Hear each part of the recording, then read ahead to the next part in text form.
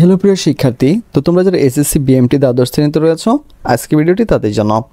তো আজকে আমরা শিখবো যে একটি গ্রাফ চার্ট কত সহজে লেখা যায়। ঠিক আছে, তো আজকে আমরা কি শিখবো বলো?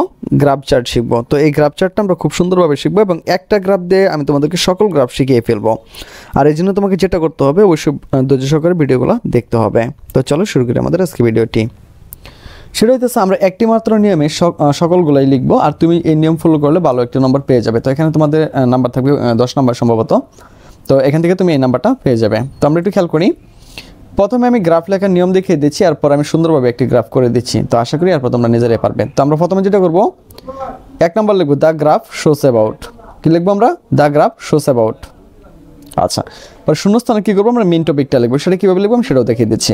2 নম্বরে লিখবো here in this graph chart. এখানে কিন্তু আমরা 1 নম্বর 2 নম্বর লিখবো না, জাস্ট মানে আমি এটা একটা নিয়ম দেখাচ্ছি তোমাদেরকে, বুঝছো? 3 নম্বর লিখবো we see in this graph. আমরা মূলত কি এই গ্রাফে এটা দেখতে পাই। পর যদি কম বেশি আমরা তুলনা করি তাহলে কি তোমরা ডিক্রিজ বা ডাউন এভাবে বোঝাবো। আর যদি আমরা বেশি লিখতে চাই, যদি আমরা কম লিখতে চাই মানে কম হচ্ছে বা বেশি হচ্ছে, যদি কম বোঝাতে চাই তাহলে আমরা ডিক্রিজ লিখবো বা ডাউন লিখবো। আর যদি আমরা বেশি বোঝাতে চাই তাহলে আমরা ইনক্রিজ লিখবো, মানে দুটার ভিতরে তুলনা করতে। হ্যাঁ, আর আমরা কি দেনও ব্যবহার করব। আচ্ছা, মানে কম বেশি যদি আমরা বোঝাতে চাই যে এটা কম এটা বেশি, তার এই দুটার মাঝখানে কিন্তু আমরা দেন হিসাবে ব্যবহার করব। 4 নম্বর লিখবো actually we see in this graph chart. মূলত আমরা এই গ্রাফ চার্টে দেখতে পাই। তো যে সবচেয়ে বেশি যেটা সেটা নিয়ে লিখবো আমরা। তো দেখো আমরা কিভাবে করি। তো আমি তোমাদের জন্য মূলত একটি গ্রাফ নিয়েছি।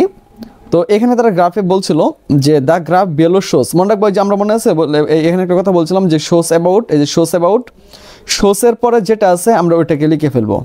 শোসের পরে যেটা আছে ওটাকে লিখবো আমরা। একটু দেখি এটার মেন টপিকটা কি।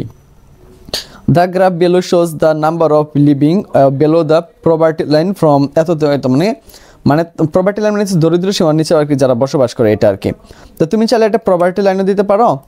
আর যদি বেশি সমস্যা হয় যে স্যার আমি বুঝতেছি না, তাহলে শোসের পরে যাই থাক না কেন তুমি ফুল স্টপ পর্যন্ত লিখে ফেলবা, তাহলেও হবে, কোনো সমস্যা নাই।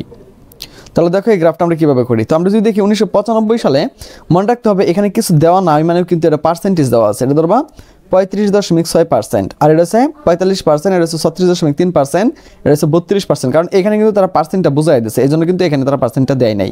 তো আশা করি বিষয়টা তোমরা বুঝছো। তো খেয়াল করো, the graph chart shows about. এই দেখো আমি নিয়মটা নিয়েছি, the graph chart shows about. এটা কি সম্পর্কে বলা হয়েছিল বলো? The number of people living. The number of people living, আমি যেটা এখানে নিয়েছি যে the number of people living এতটুকু। আর তোমার যদি সমস্যা হয় তুমি হইতেছে শোসের পর থেকে সবটাই যে পর্যন্ত লিখে আসবে, যে ফুল স্টপ পর্যন্ত, তাহলেও হবে, কোনো সমস্যা নাই। ওকে, তারপর লিখছে দেখো here in this graph chart. এই যে এই নিয়মটা, এই যে here in this graph chart, মূলত এই গ্রাফ চার্টে পরে আমি এখান থেকে নিয়েছিলাম দ্য নাম্বার অফ পিপল থেকে 2010 পর্যন্ত নিয়েছিলাম। এই দেখো,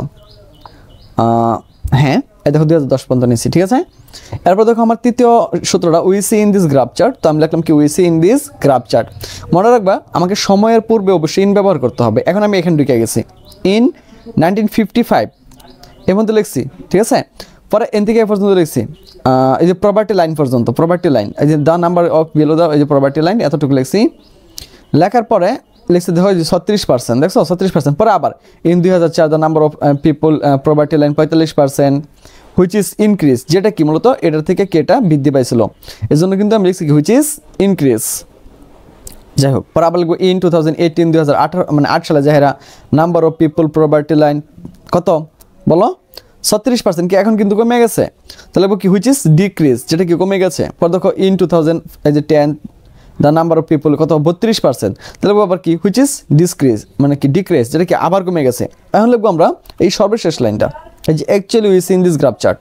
এই দেখো actually we see in this graph chart 1995 the number of property line তোমার 35.6% and it is increase 2014 and after that, এবং এরপরে the number of people poverty line decrease and decrease, এবং কি এরপরে কি তোমার কমতে আছে, মানে মানুষ কি দরিদ্র সীমার ভিতরে চলে যাচ্ছে।